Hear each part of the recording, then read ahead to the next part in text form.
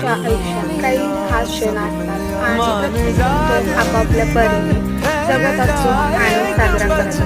तर आज आमच्यासाठी पण एक स्पेशल दिवस होता. आमच्या घरात वाढदिवस होता. दिवसाची सुरुवात स्वामींच्या शेवटाशी सुरुवातीला आम्ही सकाळी मठामध्ये गेलो. स्वामींच्या पुढील वाटचालीसाठी खूप शुभेच्छा घेतल्या. घरात काही स्पेशल केलं नाही आम्ही. आज आमच्या हॉबीज होतं.